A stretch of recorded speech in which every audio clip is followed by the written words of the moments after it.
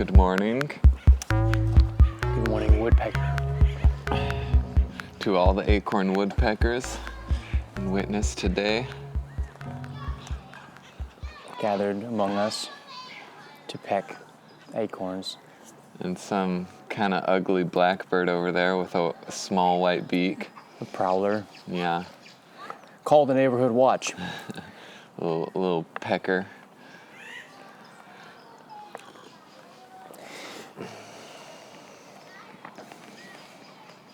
So Dogecoin's going up. But that is neither here nor there. We have already discussed it this morning at length. Do you own any? No, I do not. I do not own any. Which I'm actually glad that I don't, because it gives me a certain freedom to enjoy this moment. Whereas otherwise I would just be wallowing in anxiety, as is the nature of gambling. So no, I'm just here for the memes. You'd be anxious if one of your coins you were invested in went up? Oh yeah. Then you get the fear. That's when the fear comes. Because that's the indecision of if you hold sell. it or fold it. Exactly. Yeah.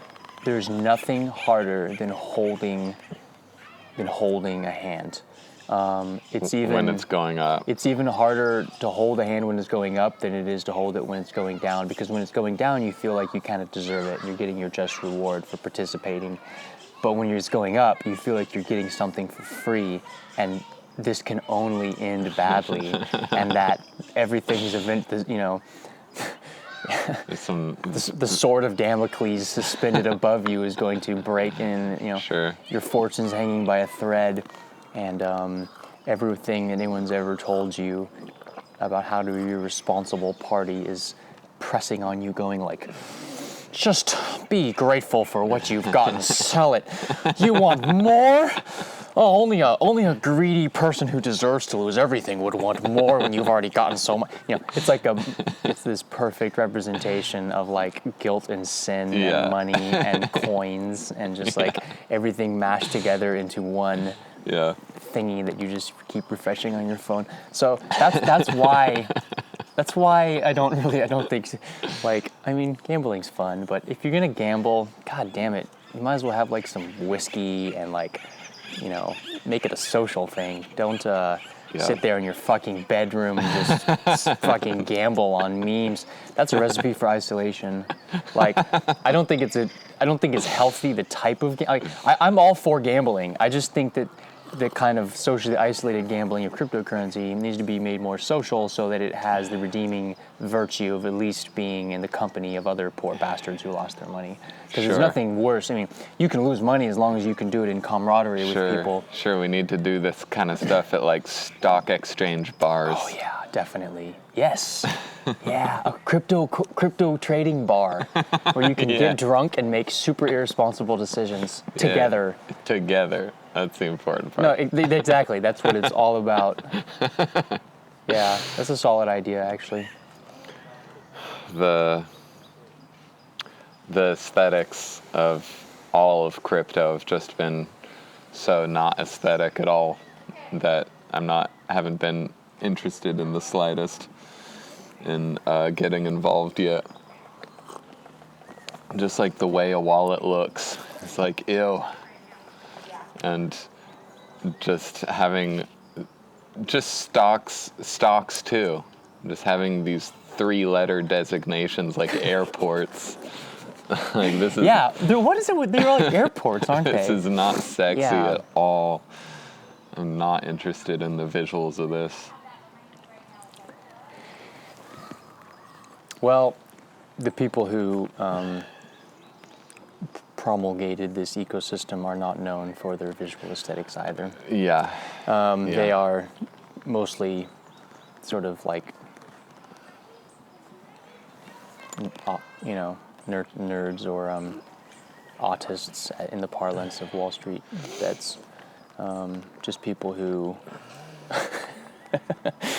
don't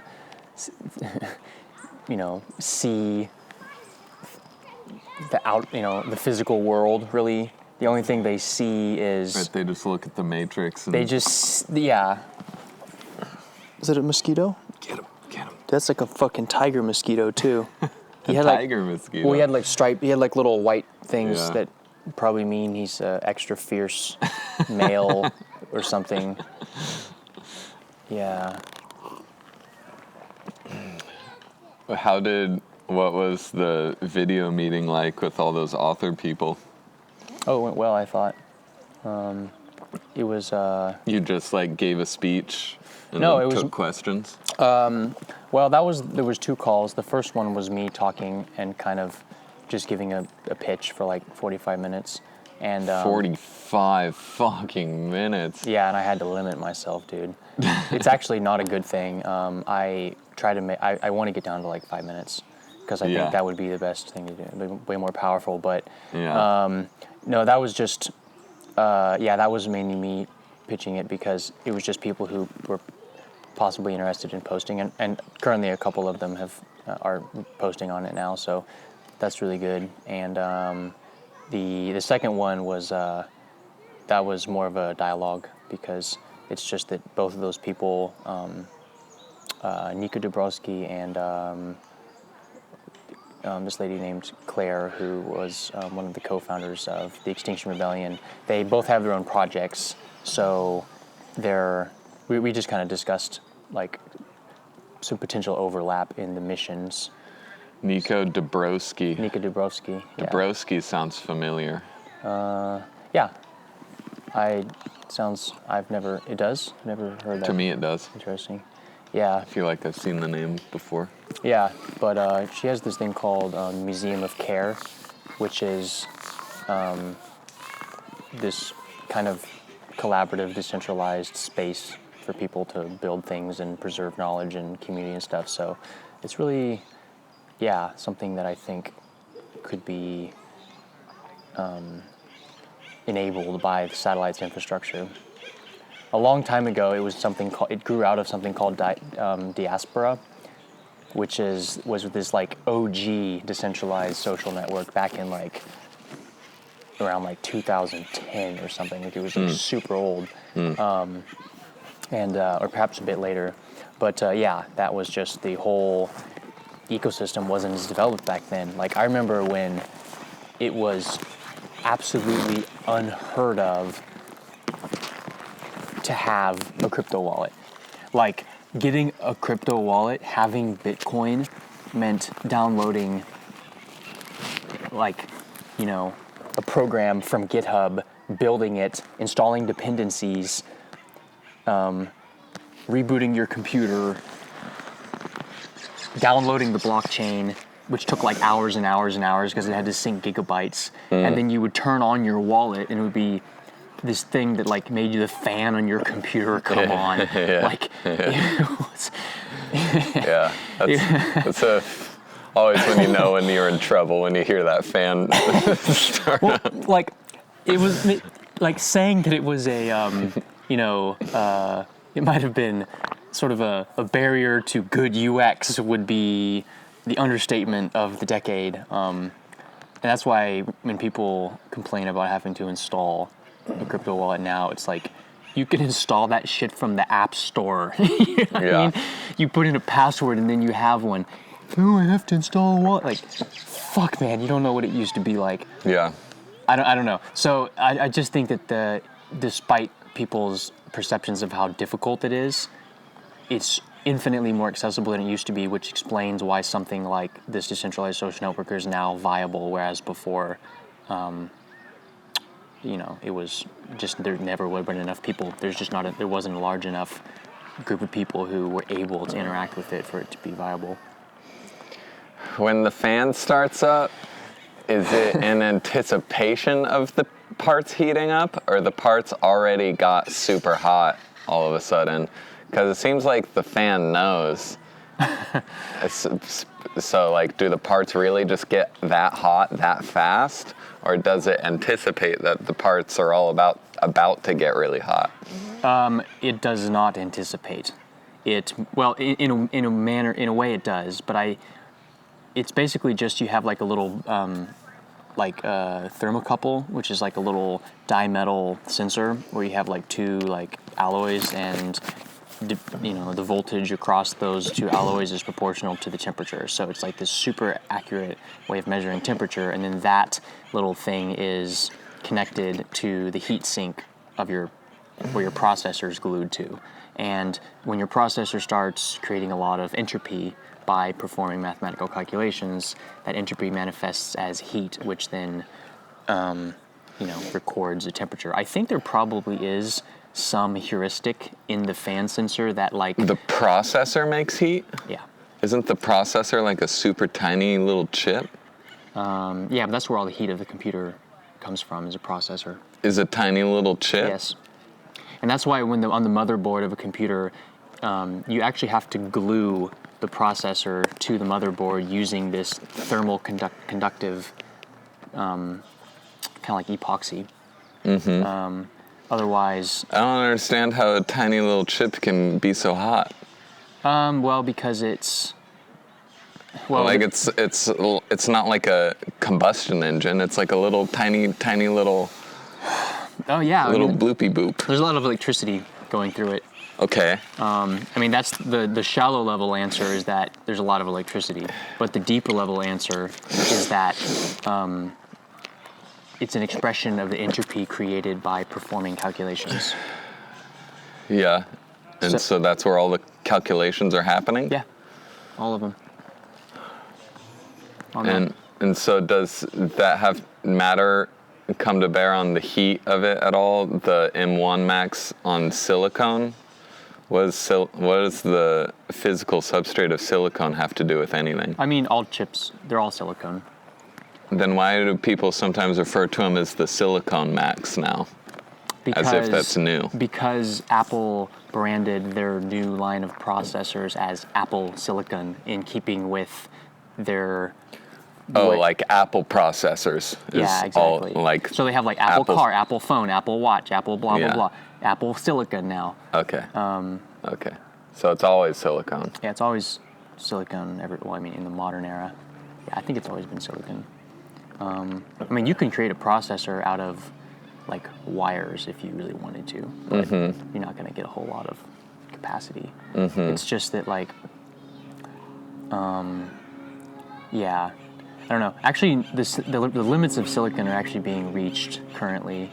Like Moore's law has been premised on the properties of silicon up until this point, but it's kind of reaching like a fundamental limits of physics of like how many transistors you can put in a square area, in like a unit of area. Probably the next thing is going to be optical processors. Optical? Yeah. I don't know what that means. Photodiodes. So you have, instead of like a bunch of little semiconductors, or like instead of making transistors in a semiconductor medium that switch on and off and control the movement of electrons, you're going to have miniaturized photodiodes that switch on and off in exactly the same way, but they are controlling the movement of photons. And controlling the movement of photons instead of what? Instead of electrons. Okay. Electrons essentially are basically the medium by which a silicon-based processor performs computations. But if you had an optical processor, you could use photons in place of electrons, and the main benefits of that is that you produce less heat, because photons don't actually have mass, and so they don't create like thermal. Okay. They do, but through a slightly different way, and it's much less. Okay. And then. Also, the speed of light is just much higher than the speed of an electron. Okay. And it's not like the electron has an actual speed. That's obviously proportional to the current. But the thing is that there's an upper limit on how much current you can put through a silicon processor without melting it. Whereas, presumably with an optical processor, like you'd be able to have much higher, flux. Because you wouldn't be heating What's the whole... flux? Just like the passage of one thing through another. Yeah, like photon flux, magnetic flux, Okay. More bandwidth. More bandwidth, yeah. Well, yeah, analogously, yes. I'm kind of interested in that too, because I think that there might be a way to like have those processors be a lot cheaper and less dependent on specific resources to manufacture them. Because I think that the issue with silicon is that there's only actually, or one of the issues is there's only one actual source of this really high-grade silica sand in the world that is like, makes it economical to produce silicon at scale. And it's like this deposit of, That's so funny. of silica in West Virginia. Like everything comes to rest on these super specific arbitrary plots of land. Yeah, it's just like up in the fucking hills of, I think like, it's either Kentucky or it's like one of those fucking backwoods, just a bunch of hillbillies. Wow. Like those, there's just this one mountain where it's so pure that when they Wow. mine it from there, they have to distill it a lot less to make it pure enough. And Yeah. if that mountain wasn't there, it would cost way more to produce chips. Yeah. Which is like, wow, that's really fortunate for us, you know? So I don't know. That's crazy. It's super Like, weird. It's like Minecraft or something. You don't think of these things as rare resources because everyone has a computer, everyone has a cell phone.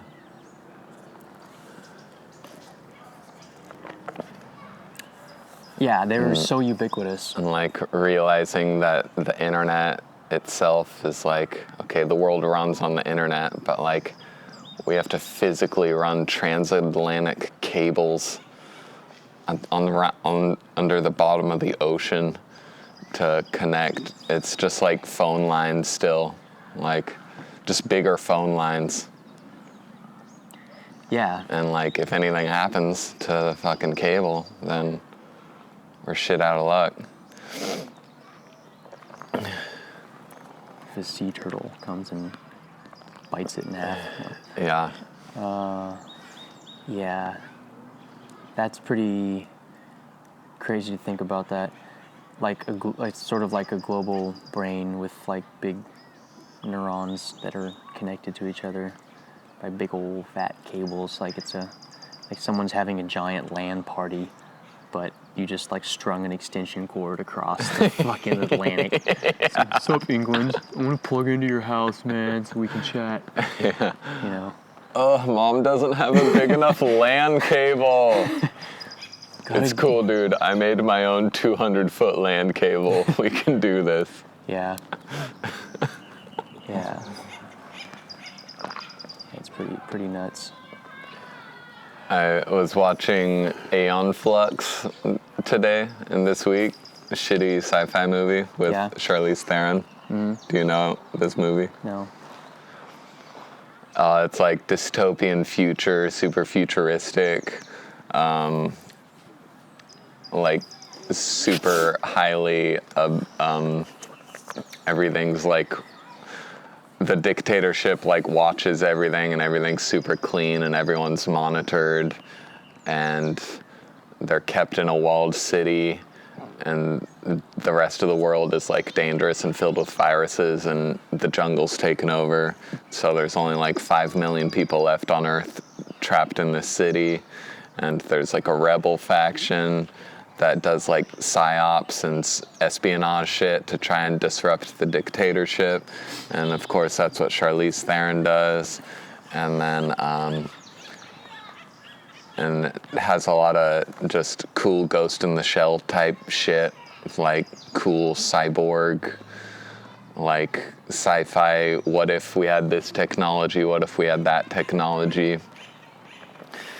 She like swallows a pill. Bless you. Thank you. She swallows a pill in one of the first scenes. Like everything's monitored, so they can't meet except inside their own consciousness. Oh shit, wow. So they like, she like passes a guy in the public and they make out and then leave, and then he had a pill inside his mouth to give to her, which she swallowed, and then it released this chemical which induced this hallucination, and inside the hallucination was where she gets her orders of like which Oh, wow. which like guy to assassinate next. That's pretty crazy. It was pretty cool, and they do that a couple times, like encoded messages inside like little molecules. Like you have to digest the molecule to get the message. So it's like this kind of cryptography or encryption, or this hiding of sneaking information into. Yeah. That's I can see why they chose that to be. That's like a good opening scene of the movie, because then you know what it's going to be about. It's going to be like Charlize Theron, cyborg shit, sexy makeout scene. Oh yeah. Yeah, there's definitely some sexy makeout scenes. It's like really bad cinema, like the makeout scene, like this, not that pill scene, but a sex scene later, is like all these quick shots of like thrashing with each other, and each shot is like 2 seconds long, and you could tell that they just had to like do this scene over and over and over again, and there was zero chemistry between the actors, so they just had to like grab these like 2 second, 1 second spells where it like looked like they were having a good time. The director's just like, thrash some more. Yeah. Keep it rolling. Yeah. And they just cut it up really fast, and you kind of just like feel disoriented as an audience member, but you know you're supposed to be that's awful. seeing a love scene. Yeah, that must be really, really, really rough for actors who are not super into each other to do a sex scene. That must be awful. Yeah, well, acting has to be about belief so much if you're gonna be a good actor, I think. You have to build your character into this living construct inside yourself so that you have a phenomenon of motion and will to refer to and defer to. And so you've spent time building up the character of Aeon Flux, for example, and it doesn't matter if you're in love with this other person, because Aeon Flux is. And you've spent so much time studying that character and what makes her tick that it gains life, and then you can just let her make out with the guy. That's interesting. You said refer to and defer to. Like, what exactly do you mean by that? Maybe defer is more accurate to what I was saying. Oh, I see. So I immediately adjusted. Like, in the sense that, like your own will as a professional or a cinema worker is subsumed in the more important will of this character you're trying to bring to life. Yeah, and being able to defer to something you've imagined is like presumes a kind of conscious will on the part of the thing that you've imagined. Yes. Yeah, which is of course, the goal, I suppose, which you're describing. Yeah. Interesting. I wonder if that, I don't know if I want to say like, I don't want to say like ethos, almost like that way of doing things, like that sutra, let's say, is of acting, is like applicable to the more general, Well, the inventor might take for granted that his inventions already exist. Yeah, something like that, yeah. And he just has to sit down and show up and meet up with the idea of his invention. And he might take it for granted that the finished functional version is real, is more real than his transitory experience of not having invented it yet. Oh, wow. Almost like you believe and you know that in the future, the thing somewhere in the multiverse We should light up exists. now. That's gonna be the mosquito deterrent we need. Oh, okay. That sounds great. Of course it does. You know, I never knew there were so many uses for smoking. Until your chemical dependency went to work on creating. I saw a billboard this morning that said nicotine equals brain poison. I know this billboard, yes. And that just gave me an idea. If it's poison to my brain, maybe it's also poison to mosquitoes. So we have mosquitoes right now, is what I'm trying to say. Thanks, government. Thank you. I was educated today. Yeah, the movie is bad. I've watched it. That's what this comes down to. I've watched it 3 or 4 times now, though, and this most recent time just reminded me of how much I love it. That's great. I was like, I don't fucking care that this movie sucks. It's more of this Ghost in the Shell shit that I can't get enough of, and specifically the cool technologies and the cool tools she has at her disposal. And there's this mix with biology that they use in a few different ways that's super cool. Again, on the pill idea, they have this gland. The secret spy espionage people have these metal glands implanted next to their spine, and they can reach around and break the skin and stimulate that gland, and it's super gross to watch. What does that do? It gives them adrenaline or some shit? It releases a specific chemical into their spinal fluid to then communicate with other fellow spies, like in an emergency. I see, and the reason it has to be under the skin is so it's invisible. Yes. Otherwise, they would have installed like a little like switch so they wouldn't have to injure themselves. That makes sense. I'm looking for a stick. There we go. And another one is like, she's in a prison cell and the guards give her a glass of water. Mm-hmm. So she's assuming there's poison in it.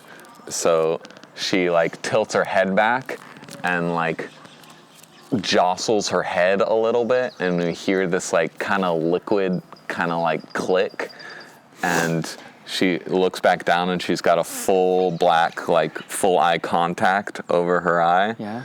And she can like X-ray into the liquid and get an analysis of what's in it. And then she tilts her head back and like jostles her head again, and that lens like rotates back around her eye sphere, like back inside her skull. But she can like move her head to like activate it, to shove it over her iris. Shit. And then like shove it back to like. So she's like this cyborg modified, upgraded with all these little secret hidden features and shit. Okay, all right. Yeah.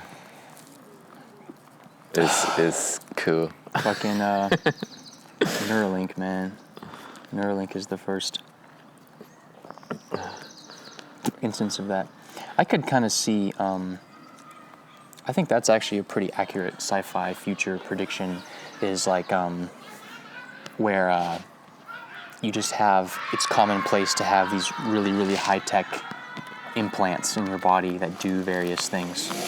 It's just such a fucking shit show, though. I mean, I think it's awful. The Elon Musk's ideas of like how you can think, and how you can think in a way that stimulates the chip and send thoughts to other people. Like, he obviously has zero idea of how ideas get made and how thinking happens. Like, he just thinks it's like a computer, and that you can just send schematics over to other people as if they would then be able to read it. But like, every single person thinks in a way that's native to themselves and is basically not understood.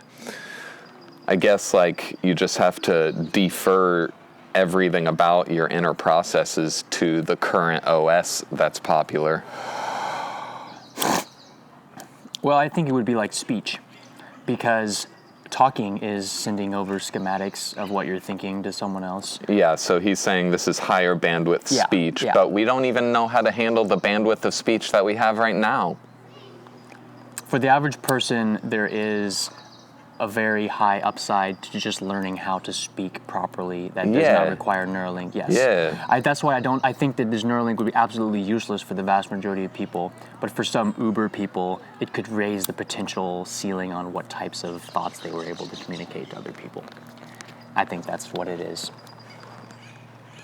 I don't think it's going to be, nor should it be, a mass market technology. That would be like super dystopian, and you might end up with an actual mind control zombie world where like you sign up for the army or something. Well, you fucking know China's gonna leverage the technology in that direction as soon as humanly possible. They'll just require every single soldier in their army to get a chip in their brain. And then when they do, they'll just be able to transmit plans and coordinates and have super fine-grained control of a whole human organization. Centralized control of people's day-to-day behavior and choices and actions and thoughts and perceptions and feelings. That'd be fucking insane. It's definitely gonna happen. I don't think that accounts for the processor that the human brain already is, though. Like, the human will can kick in if it feels on the defense in some way and just override the chip.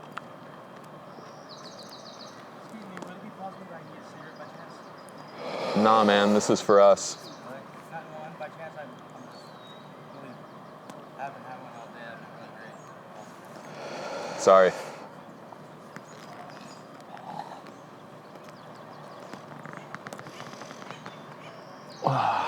But am I optimistic and excited at the end of the day for it? Like, I guess. I'm just not going to be first on board. Yeah, I think that I would be very hesitant to get a chip because I think that the situation with the world where people are quickly giving up their freedom does not make me feel comfortable. Creating additional infrastructure by which my freedom could be Subsumed. compromised in some way. But on the flip side, I could see it. I could see that, like, maybe when I'm like 80 years old, you know, and I have a good chance that, you know, I'm not planning to live like to 300 like you are. So, well, who knows? Maybe there's going to be some advancements. Let's say optimistically, let's say I'm 140 years old. Okay. I'm coming up on 150, and they're like, You could get a chip, sir. You're probably got about 5 years left. I'd be like, you know what? I want to see what this is all about. Give me version Neuralink V6 when the grandpa's not Neuralink anymore. Fucking, that was 30 years ago. Okay, whatever it is, just put it in my brain. And then I'll sit there and like watch. They'll be like, you don't even put it in your brain anymore, Grandpa. Just take this pill. And then I'll spend take this pill. And then I'll spend the last 5 years of my existence just like plugged into like Pornhub.neuro for like the last like neuroporn.net for like. Not even to like release repressed. It's nothing's even repressed. You just like are bored. You're like, well, this is as good a time as any to get into tentacle porn. Yeah, or whatever the fucking. Yeah, whatever the thing. Doge porn or something like that. Just like the divine Doge image, or something like that. Just give you a full body organism. You just like see this Shiva mini-armed goddess Shiva dog. Yeah, five tits on the thing. Yeah, just Doge's. Yeah, no. Yeah. Hey, you know, there's worse ways to go out. There's better ways, a lot of better ways, but there are a few worse ways. I guess the most immediate thing is this mRNA vaccine. Wait, what? In what way? Making these technological leaps and interfering with our biology that take for granted that because it's technology, it's fine, and it's kind of exciting too, and we're just gonna install it and see what happens. Yeah. Do you want to? This vaccine was downloaded from the. Would you sure you want to? It's like yes, fucking uncheck. You're like yeah, just run it. No. Yeah. Interfering is the correct word. Sometimes interference can be beneficial. A lot of times it can be detrimental. I don't think you have to be an anti-vaxxer to think that, That it's fucking weird. well, that it's potentially, I don't know. It's just, to me, it seems dogmatic to say that, like, it's just weird you can't, it seems dogmatic to say that, whether or not it's true, I'm leaving open to, it's entirely possible that maybe it is harmless and I don't really know that, But also I suspect that, like, okay, so what exactly do we mean? Like, it's too simple to think that there's one concept that we can have a debate about whether or not it's a good idea. Like, okay, if you want to make it in really specific terms, you could probably be like, this vaccine. You can get a large data set, you can look for, there hasn't been any issues with mRNA, but, like, the other vaccines, there's this whole thing, blood clots. Every new... Sorry, go ahead. The AstraZeneca vaccine and the Johnson & Johnson vaccine, I think, they've been linked to the rare blood clots or whatever, and there's this whole debate about, like, whether or not it's, there's all these comparisons to the trolley problem, and, like, these many people are going to die if you put it out, these people are going to die if you don't, and so there's this whole little debate that is so fucking attempting ridiculous. to distance itself from the larger thing. To even be like creating these kinds of trolley car problems around something as minuscule as COVID-19. I don't fucking care what the mass populace thinks about the dangers of this thing. It seems like a fucking fly. It seems like the smallest little fucking inconvenience to the human species. If I was fucking old, and I was like, there is a 5% chance I'm gonna die if I get COVID, I'd take the vaccine. But well, fuck yeah, me too. But I wouldn't shut the country down while I was waiting for it. Me neither. I think that was if there's anything, it just shows it. Like, I don't know. It's this testament to just how incompetent the governing structures are at handling any type of widespread. Well, they're competent at leveraging fear. They're not competent at creating solutions. So we get this crazy event, and they just apply their skill set to it, which is leveraging fear for growing their own bureaucratic power. Yeah, it's really the same playbook as everything. It does strike me as odd that for most prior events, a lot of people understand that leveraging fear is the modus operandi of large bureaucratic agencies. When you're attempting to get make something, you're trying to affect some social program and get people on board. There's, like war, the war on drugs, the war on various... The war on heavy metal. Yeah, Satanism, yeah, exactly. Yeah. No, totally. And so, I don't know. It just seems like there's a real lack of space to look at things objectively and think like, well, let's try to have a more dispassionate analysis of just what is, like, dispense with what should be done for a moment and just try to have an objective view of, like, just as a system, like a social system coupled with a political system, coupled with an economic system, or I could say economic incentives, it's a phenomenon that is taking place. It would be great if we could agree on a ground level analysis of, like, what is happening so that we could have a reasonable debate about what should happen. You can't have a debate about what should happen if you can't even agree on what is happening. And that's like what fear does, is it pollutes discourse Yeah. to the extent that it's not possible to have analysis, which then precludes the ability to form an idea of what is happening, which Yeah. then obviously, makes it impossible to go to the next step, which is what should happen, which then makes people increasingly frustrated that bad decisions are being made. Well, like, of course bad decisions are being made. You've never analyzed the situation properly. It's like trying to debug a program where you just like, don't even take a look at it first and just go, I'm just gonna try a bunch of random stuff. Yeah. And I'm gonna try for a million years and like whatever just sort of works at first, kind of, and weighed against how frustrated people are. I'm just gonna go with that and then double down and stick with it. Right. Like the Bill O'Reilly, like, we'll do it live. That's basically been the government's, approach to coronavirus is like, oh shit, masks don't work. Actually they do. Wear 2 masks. Actually, wait, never mind. Shut down. Open up. Okay, guys, anyone who questions our decisions is an anti-vaxxer. Do it live. Okay. Crying on TV.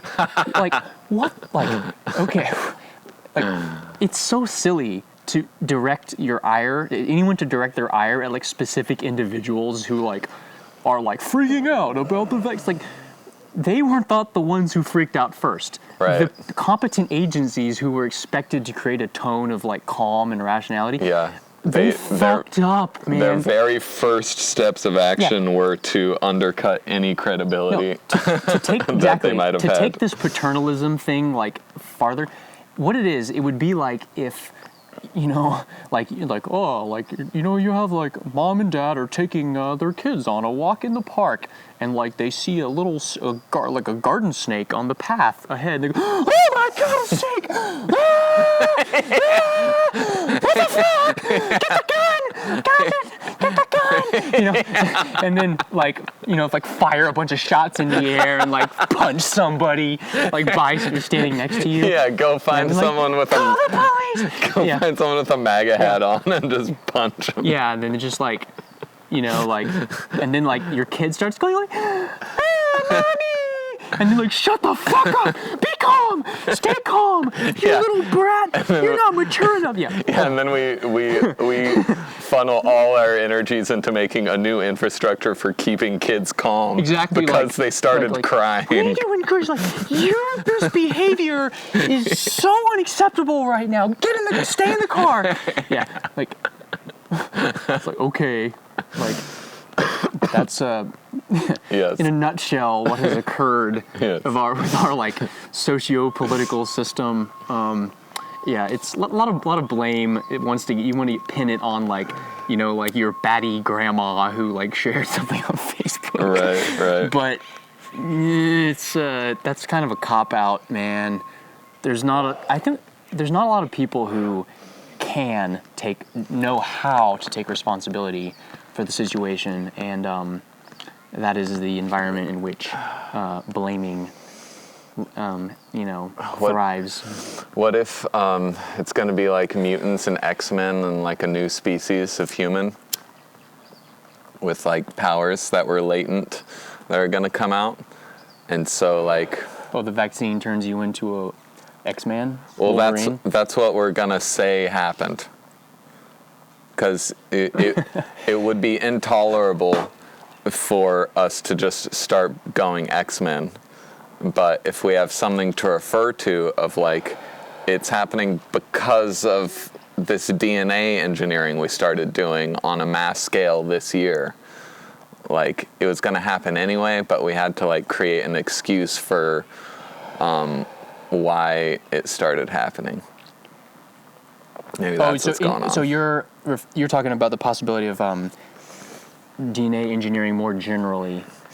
A future attractor of humanity becoming cyborg in some way. Becoming a mutant in some way. Interesting. And latent abilities that we didn't think humans could do spontaneously start emerging in new generations. And that would be an unacceptable thing to have no reason for it to have happening, but we can sense it coming, so we freak out and we make a lot of unnecessary biological interventions, and then that is our made-up reason for why mutations start happening. But the mutations might have just been coming along the pipe anyway. That's very interesting. I've never thought about that perspective before. So, like, you're saying from like a Jungian perspective or whatever, I guess, there's this... We can feel the new human approaching. Yeah, okay, interesting. Yeah, that is I feel like that's a productive way of looking at things, because there's definitely an element of that. The surface events are relatively arbitrary. Like, a lot of probabilities moving forward and on parallel paths, and different crossroads of probabilities meeting along the timeline, but like most of the probabilities end up with a different kind of human that in some highly probabilistic way is coming, and so we react to that in whatever arbitrary way we're set up to react to anything unknown, and then it looks like one caused the other. It looks like because we did the mRNA vaccines, then this happened. But that's just one line of probability in the multiverse of how we got there. Different lines of probability just like let it happen. Different lines of probability like had massive like nuclear radiation exposure or something, and that's why it happened. But they all like get to the same end point of a new iteration of the human species. But you always get there along the lines of what you believe is possible about the universe. And so we are doing this mRNA shit. It's a Pandora. Part of what I'm saying is that it's a Pandora's box to interfere with complex systems. Well, yes, of course. That goes without saying. And, well, to you and me, it goes without saying. To our authority figures, they're going, the mRNA vaccine is completely safe. We've never tested it on humans more than like 3 months, but we already know it's completely safe. To the common sense mind, interfering with complex biological systems creates effects you could never have anticipated. Yes. So it's a Pandora's box, but that's a kind of trick that you can play on yourself when you enter. It's entering into a realm where anything can happen, and that's the precursor step to a needed step of advancing. You have to step into a place of openness where anything can happen. So we feel the need for radical change on the part of the global human society. Everything looks bureaucratically and government power-wise looks super entrenched and unable to be changed.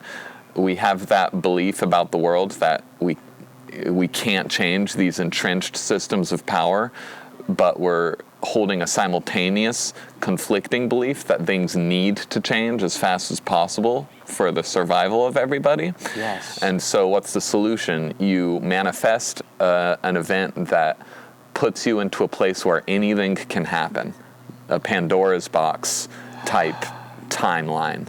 And so that's where we are.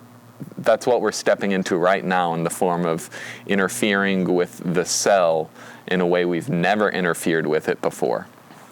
And everyone's getting it at once. Interesting. So you're kind of... It's this massive experimental function. So it's like this kind of... And that'll be the excuse for accepting the new thing as real. On an unconscious psychological level. Like, that's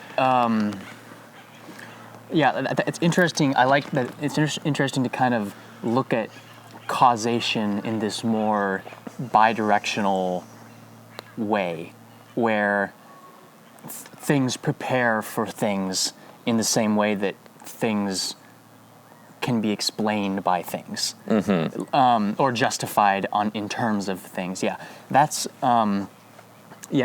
if I'm understanding correctly, it's a more general concept than this specific vaccine, or specifically about mRNA. Because I actually don't know that much about it. I don't know enough to like feel confident saying it's completely safe, or I don't have a good intuition about that. I don't know. I don't know. My intuition is that it's probably okay because of the nature of mRNA getting broken down in the body quickly. I'd say it's probably okay because the healthy human animal is so fucking powerful. Yeah. But that's the same rationale for saying that it's probably okay to get exposed to COVID-19.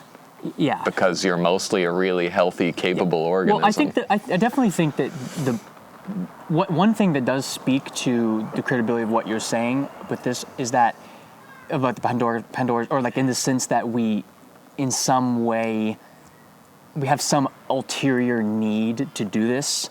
Is that just the fact that we are doing so much, we are having a disproportionate reaction across the board. That does speak to the underlying tension between those two things. It speaks to a massive movement of the mass psyche. Yes.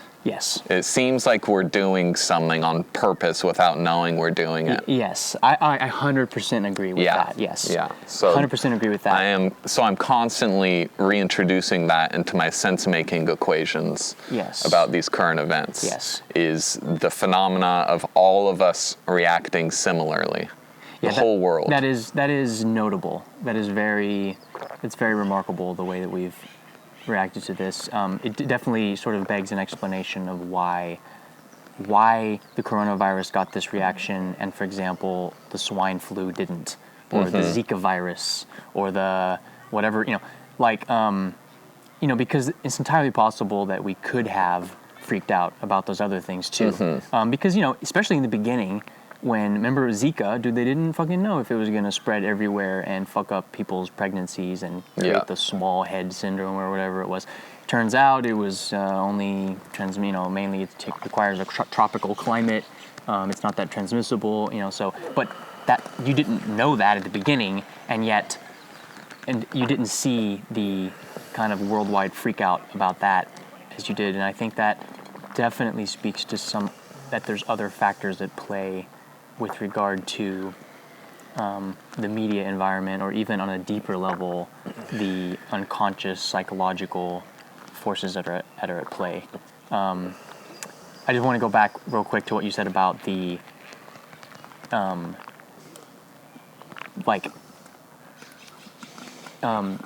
wanting to open Pandora's box when you have these two conflicting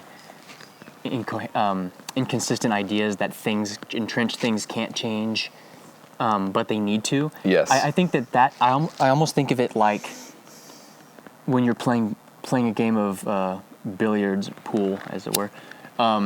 You get to a position where you're like, you don't have any good shots. Nothing.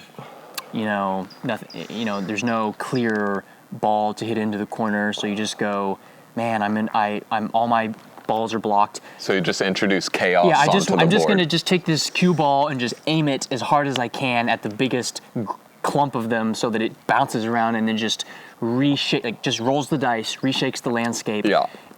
Could make it worse, but it could make it better. And seeing as I'm starting at a pretty bad position, it's likely that a random position is better than the position I'm at. And again, that's what we've used war to do historically. Yes. And this is the first time where we don't have recourse to war to reintroduce needed chaos into the system. That's a really good point. So we unconsciously reached for something else, something novel, to introduce new chaos into the system. It's destructive enough to get us out of the bind that we're in. I would use the word disruptive enough. Disruptive. Well, sure, disruptive. I mean, it's pretty hard to be disruptive without being destructive. But one has aesthetics of creativity Oh yeah, that's true. implied. Yeah, that's a good point. Yeah, that's what it is. Disruption is talking about destruction in an optimistic way. Yeah. Well, Yeah. it takes destruction for granted, but that's not the important part of disruption. The important part of disruption is the tilled soil that's now more fertile. It's like the Silicon Valley kind of ethos of disrupt. You know what I mean? Yeah. Can you imagine if the Silicon Valley was like, destruct? Yeah. Be like, shut it down. This is illegal. What if Uber was like, our goal is to destroy the taxi industry instead of disrupt the It would not have gone very It's the far, same I don't thing, think. right? Yeah. It's all about, the word is very important.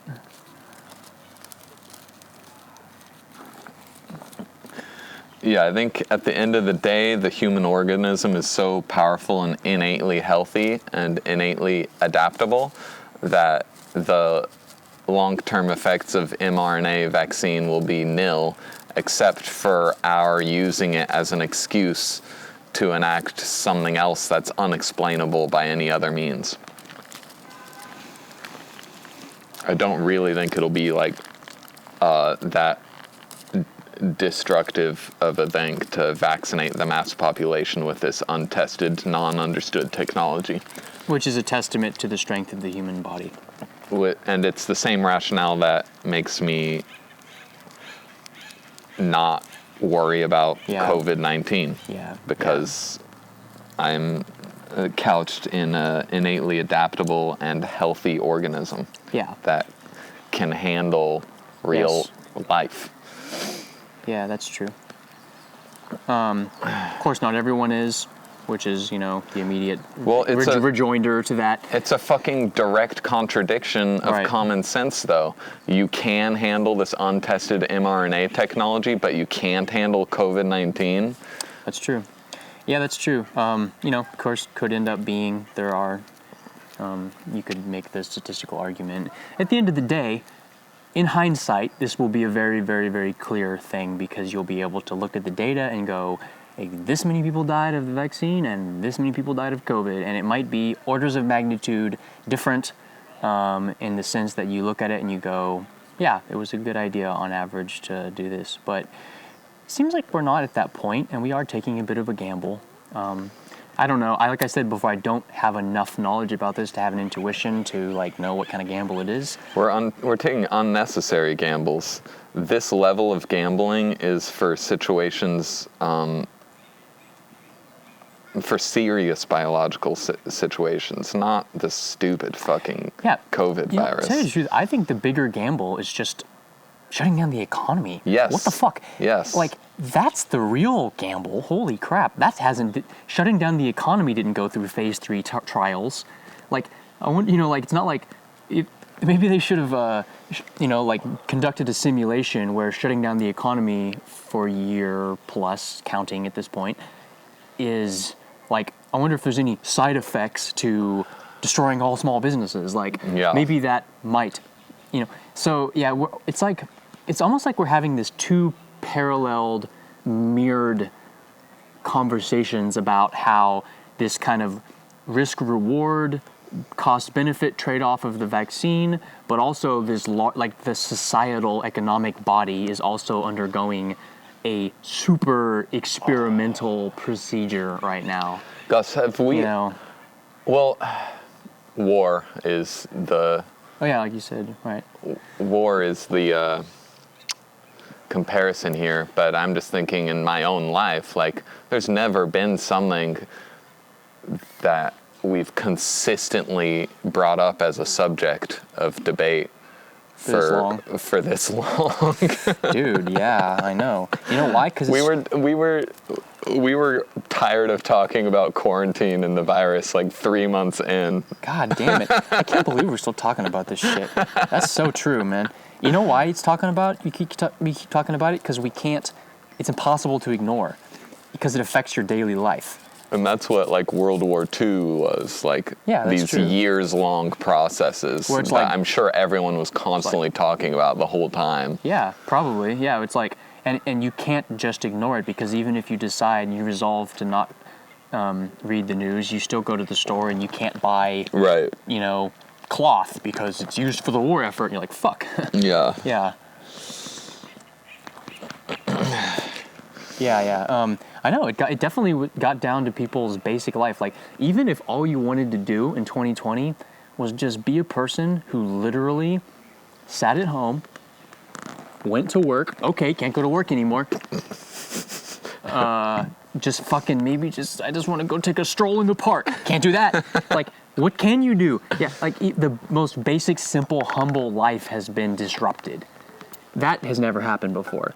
Even during other mass cataclysms, if you were a fucking old person or a child, and your country wasn't actively being bombed, whatever was going on, whoever was the president, didn't really affect your life. If you're in a free nation. If you're in a free nation, right? Yeah, yeah. If you're not in a free nation, then every aspect of your life, in some way, is related to being forced to pay attention to whatever fuckhead fancies himself the dictator Yes. at the moment. Yeah, but yeah, I have a low opinion of dictators, if you can't tell. If only we could get Aragorn on board, man. We just need to get Aragorn, a good philosopher king, to solve all our problems. The philosopher, healer, warrior. And usher in a new golden age of man where men have successfully integrated their feminine side and we can all live in peace and harmony. You've got a good Aragorn mane going right now. Oh, an Aragorn mane? Yeah. Just don't cut your hair, don't wash your hair. Wait. That's the only thing you got to do. Yeah.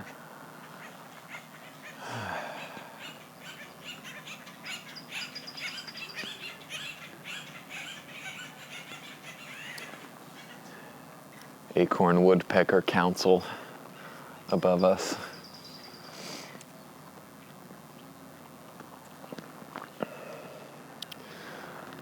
I think all the towns in the country went through an acid test of stability by this, because certain places stayed free and other places became dystopia, like Canada.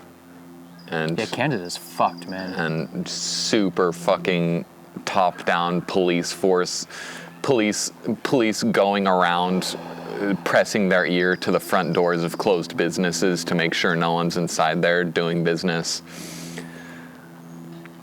Yeah. Stopping anyone that is seen to be outside and asking them what they're doing if they're not walking a dog.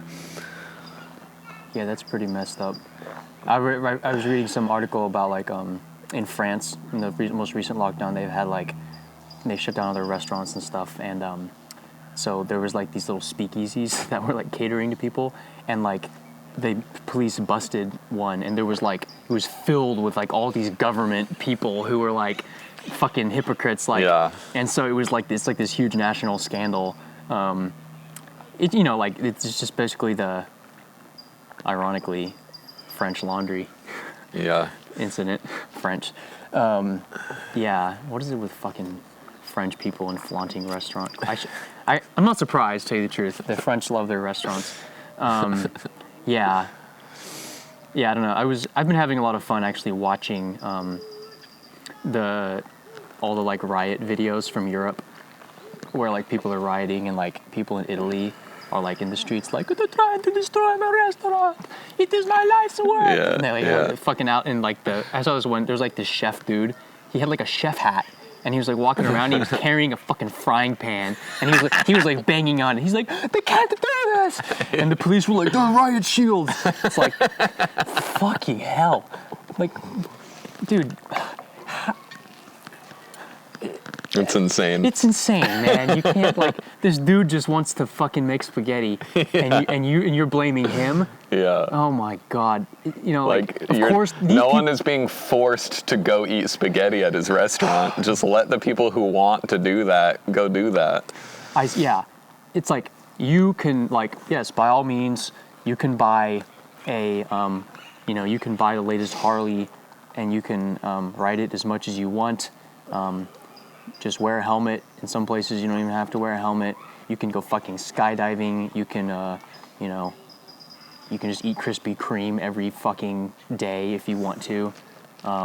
You can do a lot of things that are super risky and unhealthy and ill-advised and just really bad for your health. And, that's not illegal. But no, you're not allowed to take personal responsibility for managing your risk of illness because you could affect other people, and there's that. Whenever there's that element introduced of like being an irresponsible person, shame gets involved, and then everyone's ideas of the rights and liberties and stuff becomes subsumed in this social blame game argument, and you feel like you're talking about sensible things, but really what you're talking about is just what kind of person you are, how much you value autonomy, how much you value freedom. And it's just weird how those words, those ideas of like freedom has become like politicized, and as if it's like a right or a left issue or anything. It's really not. Like, it's something that's a lot deeper than political parties and stuff. It's more to do with kind of like a personality, temperament, kind of like what's in your soul. Even I would say it's even deeper than that. It's like what's in your soul. What do you value? Do you value experience? Like, to you, what makes life worth living? Is it just staying alive, or is it like the moments where you're in a crowded bar with your friends and it's your youth and time slipping away, but it's beautiful and you're there, and it's like this value of the moments that not everyone has that sense of things. A lot of people, I think, are so bored and lonely that they have lost sight of what life is when it's fun, and so they're willing to throw it away because they've lost sight of how much it's valued. Yeah, it's weird to see this happening with young people too. I think it's a testament to how beat down like Gen Z and younger millennials are, that they seem like they've been put in a position by like the increasing demands of like school and student loans and just debt and like shitty job prospects, and the fact that some people are just making millions in cryptocurrency while like other people are just like have fucking jack shit, like this super unfair, weird, arbitrary world where like it makes them psychologically conditioned to go like, yeah, fuck it, I wasn't doing anything anyway, fuck it, I'll just sit home. Sure. And just now I have government approval to watch Netflix all day. Sure. And like the politicians are telling me I'm a good person. Like, it's sad, I'm just waiting for like the next youth rebellion punk movement that rejects the framework that is being the value framework that's people are attempting to convince people to accept, to use, to judge things of versus so it's just so much bigger than any one thing. It's impossible to talk about this without talking about everything at the same time because it's all related. It's fairly interesting, I think. Whew. I'm riding on chemical waves of nicotine right now. There's no more mosquitoes. Is that an actual thing? No, I don't think so. Like lighting up? I don't think so. I decided it. It could be if we believe it is. I decided that at some point. Like, if I just like, it doesn't have to be a citronella candle. It just has to be like any candle. Citronella cigs. Smoke them to benefit the people around you. Secondhand mosquito repellent. That would be cool. Are your kids getting bit by mosquitoes? Light up. You're doing You're more not- benefit than harm. Make sure you smoke today. My kids might be exposed to secondhand smoke, but they're also not exposed to malaria. Yeah, fight malaria. Smoke Marlboros. It's just a trolley problem. Do you want them to die of smoke or die of malaria? There's only one very clear answer to this. And if you don't believe that malaria is a greater threat than secondhand smoke, then you must be a right-wing extremist. Yeah, you obviously have no right to property and no right no right to vote. Yeah. And no right to sit in the garden and have a cup of tea. Without being cited. Yeah. Yep.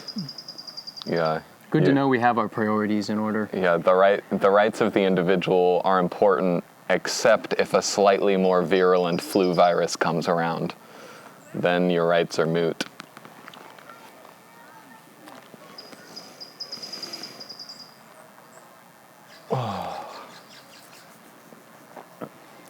You see the thing in Denmark? It's just super depressing, where they like massacred like 2 million minks because like there was some evidence like Oh, they coronavirus. thought they found some corona in them. Yeah, and it was like being a reservoir for the corona, and like they just like murdered all the minks in the entire country of Denmark and buried them in giant mass graves, like some kind of fucking Holocaust situation. And then like, this is super morbid, but there were so many minks in the mass grave that they started to like fucking swell up and overflow, and so they had to re-dig them out, and it was just the most disgusting, horrifying incident that Yeah. like it like I don't know, it's Yeah, the things. God, dude. When the proposed solution to a problem is something on that scale, when you find yourself resorting to means that are so obviously a violation of the natural fabric of being, you've got to clue in and understand that your premises are wrong. Yeah. Overcorrections like that just cause the need for more overcorrections. If you can murder 2 million minks at the drop of a hat, you can murder 2 million people. It's not a huge leap.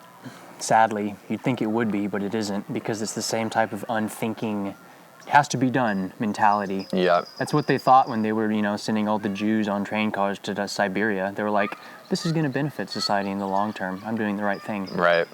Yeah, it's the same kind of unthinking, fear-based, Yes. reflexive impulse.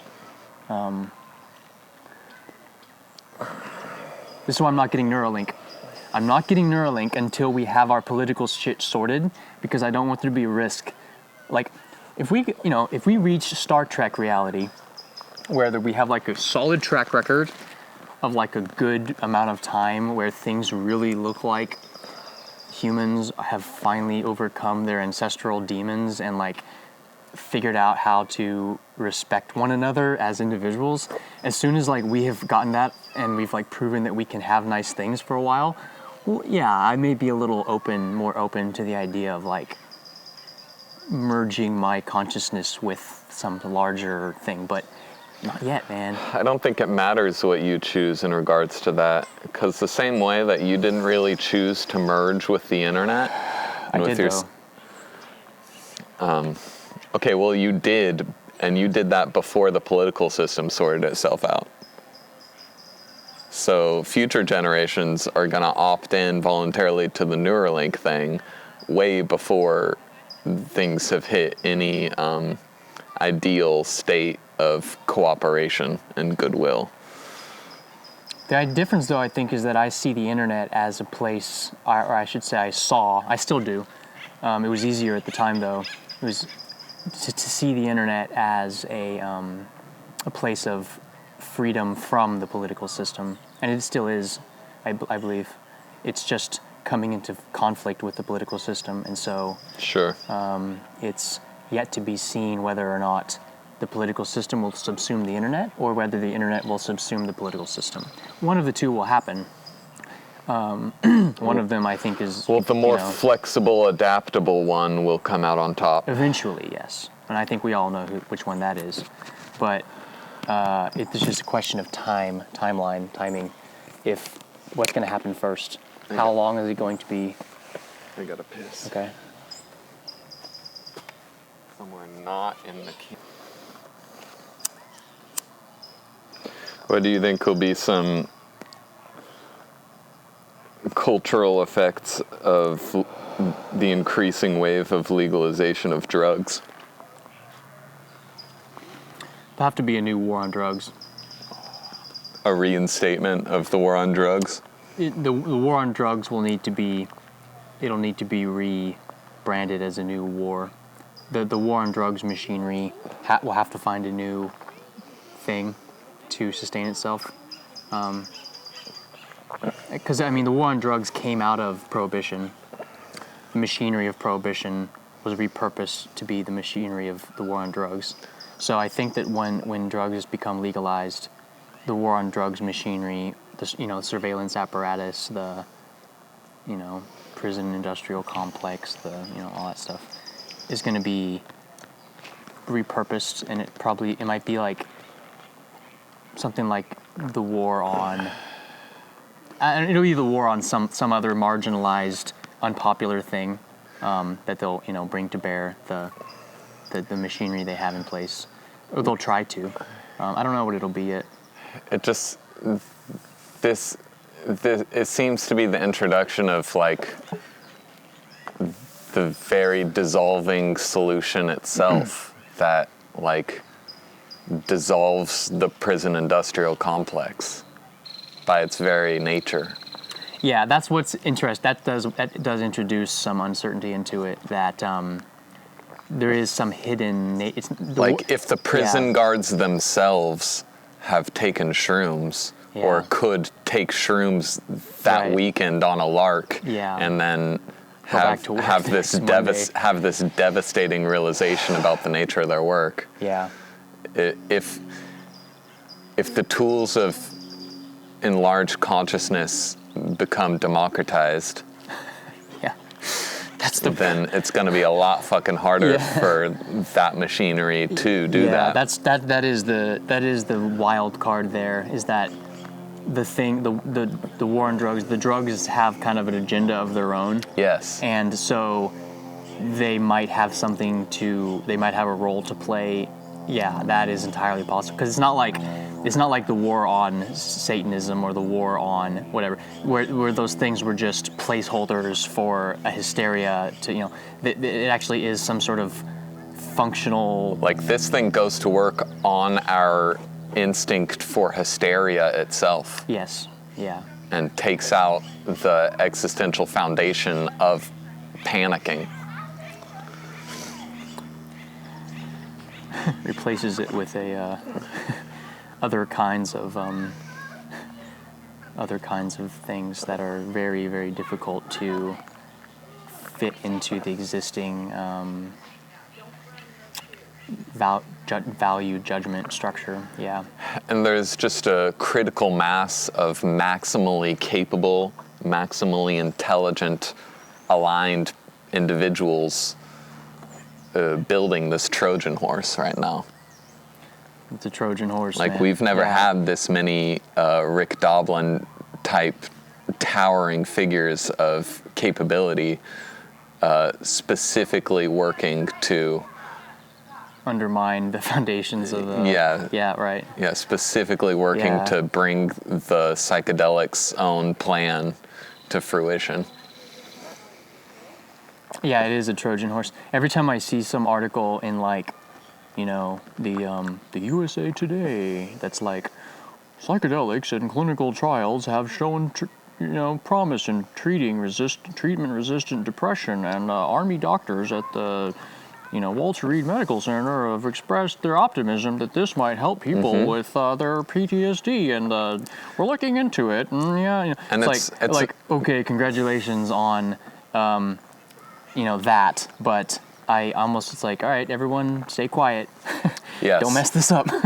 Well, Yeah. it's so exciting, not because those things are being printed in those by those straight-laced companies. It's the fact that no one's getting worked up about it. Yeah, maybe. Like, the reaction is just quiet, and that's one of the most optimistic things about the movement. It's not igniting an immune response at all. I think it's that the immune response has already burned itself out. Yeah. We've been freaking out about this for decades, and we're just tired of freaking about this. We're tired of freaking out about this particular thing, so we're freaking out about other stuff, which is creating this little quiet vacuum where these psychedelics their Trojan horse can get inside the gate in the little lull of public, freaking hysteria about this particular thing. I do think that, because it's not like you can. I think what it is that perhaps also a lot of people have just, with the internet, seen that, kind of seen that maybe they're not really something to be as afraid of as people have, been led to believe in times past. So people feel a little let down. Like, it's almost like you're painting yourself as like an old person when you freak out about, like, it just seems like a historical anachronism in this day and age. You could, back then, you could use anecdotes of like LSD flashbacks, and then they committed suicide. Yeah. And a few well-placed propaganda pieces in the news media to make a given popular suicide look like it was induced by LSD when it really wasn't, but then that helps the rumor mill. Like, that's how the war on psychedelics was able to subsist, just by ignorance. That was the only way it was allowed to proceed, was people didn't know. All they knew was the super distorted rumor. And now you can just directly find out exactly the truth and untruth of these things. Yeah, I feel like the issue, psychedelics are one interesting example of something that has actually become sort of depoliticized over time, where I think in the 60s and 70s, they were strongly associated with anti-war counterculture people. Mm-hmm. And so that provoked a massive reaction from, the moral majority or whatever. Yeah, it played into our political polarities of the time. Yeah, of like, all these like wild people having orgies with each other and like, jumping out of windows and burning their draft cards, like something of that nature. But now it's not, I don't know if like it's, I feel like drugs are they're not really a liberal or conservative thing anymore. No, there's a lot of, there's just not, like, I don't know, it's one of those things that like if you posted on Reddit, it's not like some thread saying like, maybe mushrooms can help treat depression. It's not like, doesn't get like a bunch of people being like, bringing politics into it anymore, which is pretty interesting. It used to be so much more revolutionary. Yeah. That article before would have been, maybe mushrooms can help us destroy Nixon. Yeah, I know. Maybe what it was is that the people who were on board with the mushrooms and stuff, maybe like they just were kind of really open about it at first, and then they kind of got smacked down by the full force of like the police state, and so now they are quieter about it and just are content in the knowledge that they're in a Trojan horse and everyone's doing their best to not fuck this up. Yeah, they're doing a damn good job. They're doing a decent job because they've learned from experience, and there's a lot of wisdom that comes from pain and struggle. And again, the psychedelics, the substances themselves make you a more wise, rational person. If that's what you want to use them for. Yeah, I would say probably creates the potential for people to be wiser and rational. It creates the space where wisdom and rationality can thrive, but they're not a prescription for that. I think they are a necessary but not sufficient means of dealing with the just wrapping one's mind around the utterly alien, fantastical, revolutionary nature of the world now. Like, it's the world does not even require people to want to have revolution anymore. It just makes revolutions every day on its own. It's a revolution machine at this point. And so now the main task for people is coping with the revolutions that cannot be stopped. Whereas before it was like, we got to do something. Everyone go out in the street and make something happen. It's like, no, there's just so much. Maybe that's like why revolution feels, it's almost like it's been crowded out by something else. It's difficult to consciously direct anything in the world now. And that's why politics is a game of management instead of implementation. Politics is all about managing instability now, rather than creating something that is consciously envisioned. Like, you could never construct the Soviet Union as it was back then in this day and age. It just wouldn't be, it's too simple. It's way too simplistic. That's part of what's happening, is that authoritarian impulse trying to find a new foothold. It's trying to grapple with the complexity and preserve itself, yeah. Yeah, and so every country's bureaucracy sees the China experiment as a temptation. Like, how can we adopt the China model and control our people the way China does, but without letting our people know that that's what we're doing? Yeah, I think that's an accurate assessment. Like, everyone is seeing China apparently on the ascent and going, okay, how can we do that? Let's take a look at their playbook. Yes. How do we control the population, control the media, Yes. control the market? Yes. Yeah.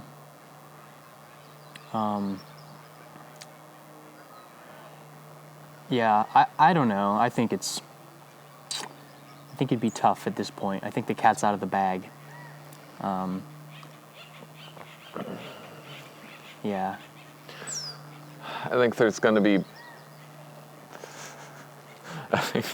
be places that descend into dictatorship and places that stay free and become more free. Yeah, I think so too. Just a moving landscape of both things happening at once. Yeah. Just in different places. Yeah. It's good that there still are different places. It would be very scary to think that Snowden couldn't have gone to another country to escape America, if you know what I mean. It's good that there's still a somewhat balkanized political landscape on a global level, where you have kind of these regions of consensus that are not all in agreement with each other. Yeah. Because that creates the space for multiple things to happen, to figure out which things work best. Whereas, in a one world government kind of situation, you're putting all your eggs in one basket. Yeah, it's not adaptable. It's much more catastrophic when it fails, because there's no other systems in place to pick up the slack. Yeah. Yeah, I mean, which I think is like the best argument for decentralization. Yes. Political decentralization is just resilience. Yes. Decentralization should be called resilience.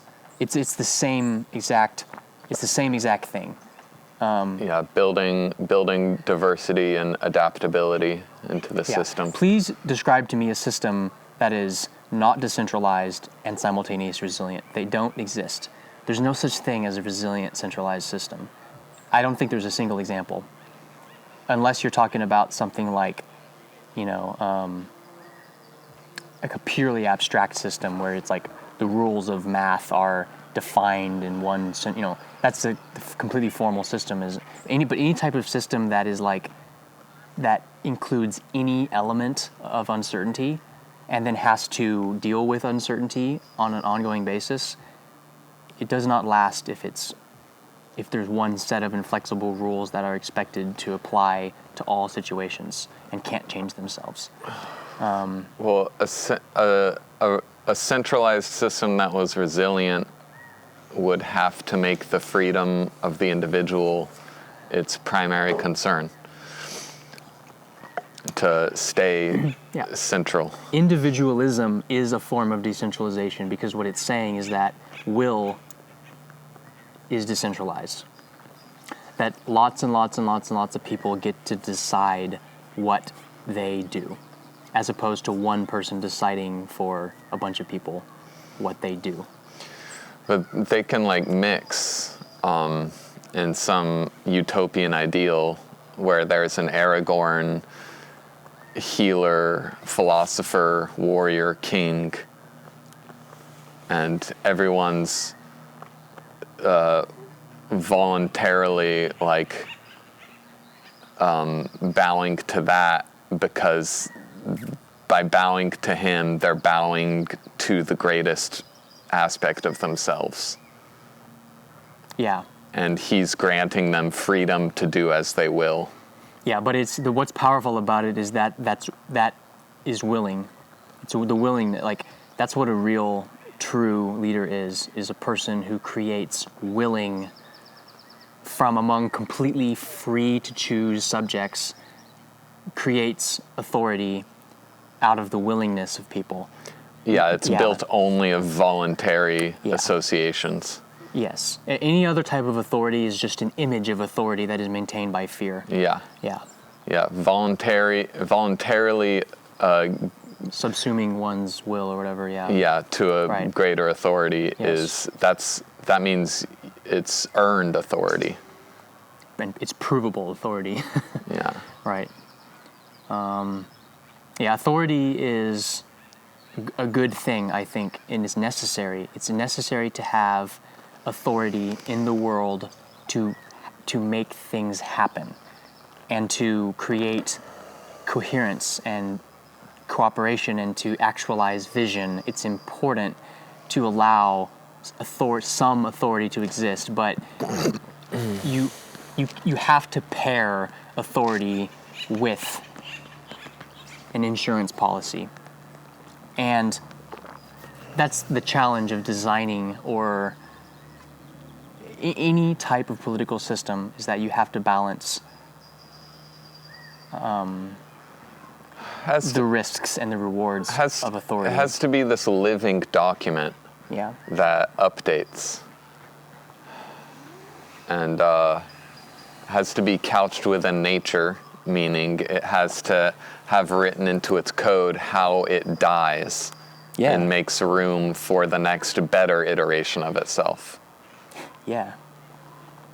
I know. You'll never see a country that has a death clause written into its constitution. A testament of will. Yeah, where it's like, in 100 years, there's going to be a convention where we rewrite the whole thing. Yeah. And it has to happen. Yeah. And we all have agreed 100 years ago that we're going to do this when we get to this point. Yeah, that would be a. But the thing is that like it's the whole idea of clinging to life, the survival instinct, and the desire for a system to maintain itself, whether it's a body. But that's not natural. Like, that's not what you do if you're a healthy elderly person. you start seeking to pass on your wisdom. You start seeking to 100%. give your power to the next generation. You know, if governments really had the best interests of the people in mind, or I should say government is an abstract concept, if leaders really had their best interests of the people in mind, they would start looking at ways of dismantling their own power structures in a sustainable, controlled demolition fashion that would allow for the reconstruction of better structures. Like if you had a city and there's like, wow, we've got this building, but all of the support beams are rotting out and it's leaning and it's in the earthquake zone, and we think the next earthquake that's going to come, it's going to collapse, it's going to kill a bunch of people. You know, they would go, you know what, maybe we should move everyone into this building for a moment, blow this building up, rebuild it, and then you can move back. Like something like that, where you go through and you just start from the ground up and dispense with all the ad hoc solutions and entropy that have accumulated. It's entirely possible to do that, but the problem is that like political systems are just a game where people try to gain power, and it's just another market, and there's no way to turn off that system because there's a bunch of individual players with their own incentives that are not. No one is really interested in the system of a whole.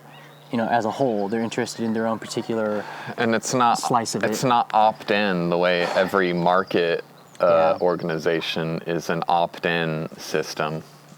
Governments don't have to earn the allegiance of the people that are opting into it. They just have to be a part of it. They don't get to choose. Yeah, there's this kind of thing where it's like, there's like this implicit threat that if you get rid of us, it's even going to be worse. Yeah. And so you have to accept the devil because it's ultimately the fear of unknown is what prevents change, I guess you could say, is in the most general sense. Yeah, that's and I truly, as you know, I truly believe that is the future, is like political systems that are designed to gracefully fail and make room for better ones on an ongoing basis. That is almost like just thinking about that creates a sense of calm in me. Well, you understand it biologically. It's the same thing as knowing that you're going to go to sleep tonight. Yeah. yeah. Just have to wrap up this day and just flop into bed and wake in the morning and have a cup of coffee and go, all right, what the fuck was I doing yesterday? All right, let's continue. Let the ego reassemble itself with the new pieces available tomorrow morning.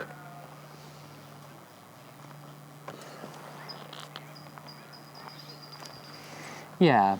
There's always there's a scientific mystery about like what sleep is, what the evolutionary purpose of sleep is, and it's like maybe it's just simple as that. Like your conscious mind is such a complex system that it just needs to reboot, not for any particular biological reason, but for like a deeper reason that has more to do with like the nature of systems in general. Well, it burns itself out in this joyous flower blooming, like it burns all the chemicals, it spurts all the hormones, and then it shrivels up and turns into dust again. That's a day. Yeah. I've gotten off to a pretty hard start this morning, smoking 2 cigarettes, 2 cups of coffee. I feel like I've blown through about 80% of my consciousness budget already, and it's only, 11:30. Yeah, I tend to come home after these, and the nicotine rush and the conversation rush, just like, I don't come home wired. I just come home spent. Yeah. Same. Go home, eat some food, take a nap for an hour. Yeah. Then you have a second day ahead of you. This summer, I'm going to try to take naps a lot. Yeah, there's no reason to be awake for the hotter parts of the summer days. Yeah, summer where the day is super long is the perfect time of the year to just sleep. Yeah. Yeah. Yeah, totally. Well, I'm feeling done. As am I. Cool. That was a great concluding note. Cool. I don't necessarily feel like getting up yet to hit the stop button, but I'll stop it for you.